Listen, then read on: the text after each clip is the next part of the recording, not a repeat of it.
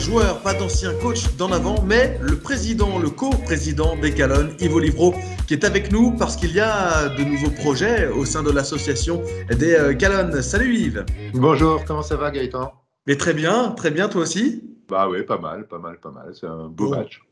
exactement. On se retrouve à la mi-temps de cette rencontre pour parler de l'ouverture des Calonnes à de nouveaux adhérents. Et oui, parce que l'association a été créée bien sûr en 2017. 15 206 Calonnes à ce jour sont recensés. Et vous avez décidé avec l'équipe des Calonnes a décidé d'ouvrir les nouvelles adhésions. Pourquoi s'élargir à de nouveaux supporters d'en avant? Bah, il y a deux raisons à minima. La première, c'est qu'on nous l'a demandé, vraiment. On nous le demande très régulièrement. On nous dit, ben voilà, je suis pas Calonne, j'ai pas pu, j'étais trop jeune, j'avais pas de sous. Ça existe aussi. Donc, on s'est dit, ben c'est vrai, pourquoi on ne donnerait pas la possibilité à ceux qui sont vraiment amoureux de Guingamp et très attachés au club de devenir à leur tour des Calonnes. Il n'y a pas de raison. Ils ont les mêmes valeurs partagées que nous tous et ils sont aussi très attachés au club. Donc, on s'est dit, ben, allons-y. Et la deuxième, c'est une question de ressources. Les Calonnes sont un peu le bras armé, mais très pacifique, hein, de l'en avant de Guingamp en matière de solidarité. On a rempli un petit peu le volet de la RSE pour la partie responsabilité pour le club et on a besoin d'aider au maximum les associations territoriales d'Armor, d'Argoat et quelquefois d'ailleurs. Donc on est toujours à la recherche de nouvelles sources de financement et on espère que cette opération va nous aider à pouvoir aller plus loin dans notre action du quotidien.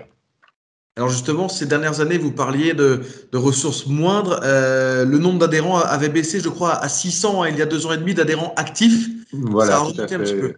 Bon, c'est assez compréhensible hein, parce que, comment dire, il y a des gens qui étaient, voilà, ils se sont dit, bah, vous savez, je suis Calonne à vie. À partir du moment où on est Calonne à vie, on n'a plus nécessairement envie de cotiser.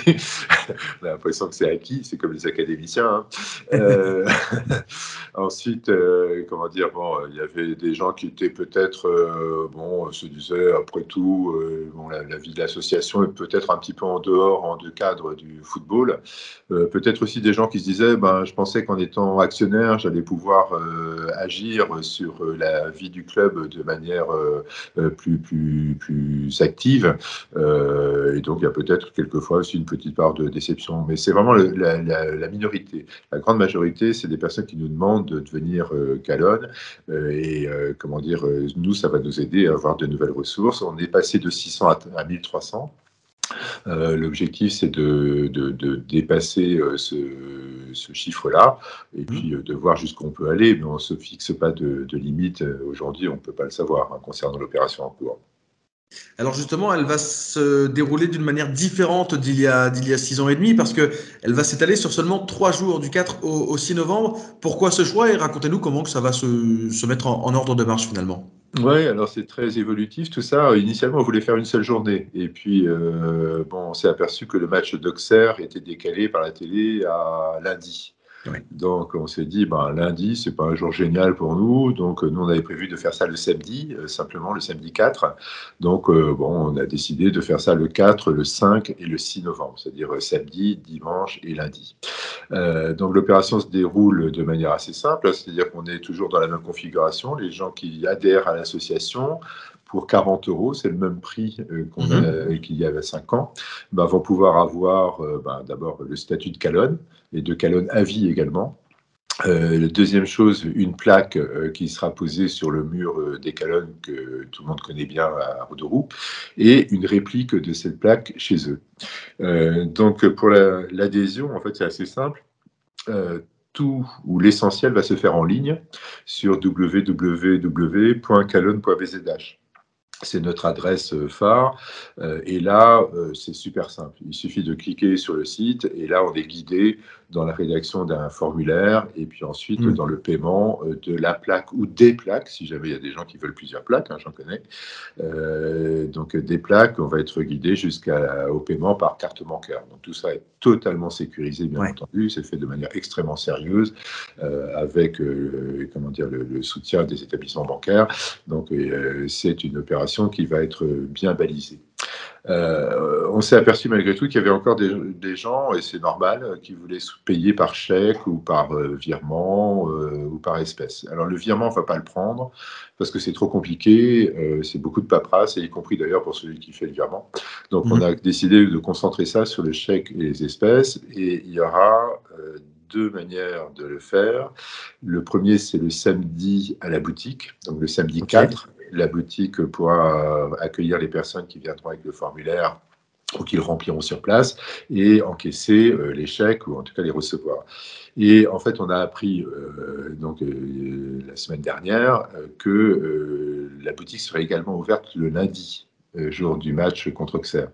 Donc, on sera également ouvert le 6 pour les personnes qui souhaitent venir à la boutique. Et en plus, le soir, on sera présent à Roudourou, sous un barnum, à côté du mur des Calonnes, pour que les supporters qui sont présents puissent éventuellement venir faire un formulaire en ligne avec nous et procéder au règlement par chèque, par virement ou par carte bancaire. On aura également un TPE.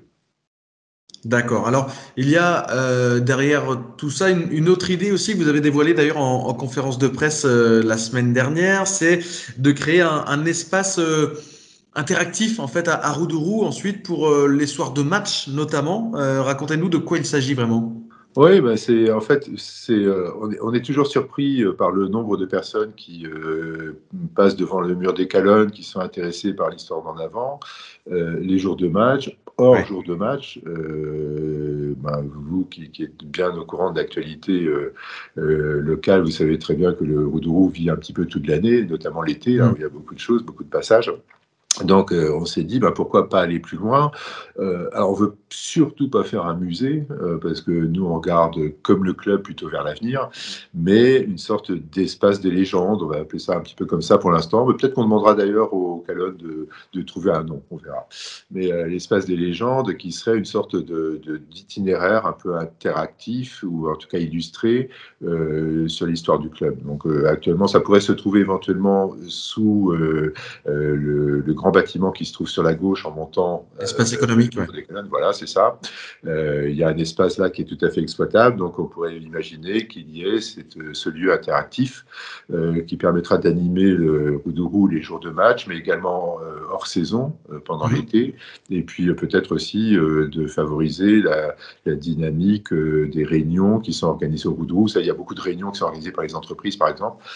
Ça peut être un élément d'animation supplémentaire.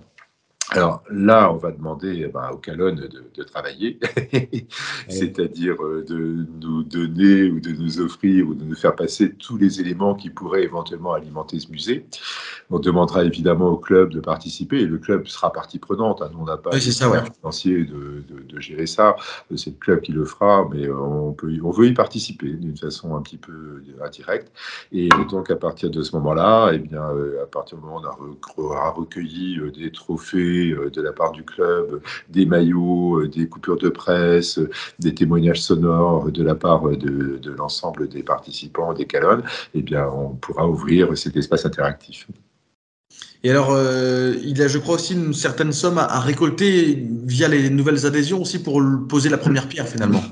Oui, en tout cas pour que nous on atteigne notre point d'équilibre, c'est-à-dire en fait, c'est une opération qui nous coûte un peu de sous, voilà, il faut faire le site internet de cotisation, d'adhésion en ligne, il faut fabriquer les plaques derrière, ça a un coût, il faut les envoyer, on les enverra. Soit les gens viendront à la boutique la récupérer, ou à l'Assemblée générale des Calonnes qui se déroulera en décembre, soit on leur enverra par poste moyennant le règlement des coûts et qu'on a compressé à 9 €. D'accord. Donc, ça nous coûte un petit peu de sous, donc il faut qu'on atteigne un point d'équilibre. L'idéal, ce serait d'arriver à 450. Voilà, là, on rentrerait non pas dans nos sous, mais à partir de 450, on commencerait à pouvoir dégager un petit peu d'argent pour pouvoir participer à la construction de ce musée. Joli projet évidemment qui est en prévision. Merci beaucoup Yves pour la présentation. Merci à vous de nous donner la parole, c'est vraiment sympa. On est à chaque fois très, très heureux de discuter avec vous, et puis on vous souhaite une bonne deuxième mi-temps. Merci beaucoup également, à bientôt. Kenavo.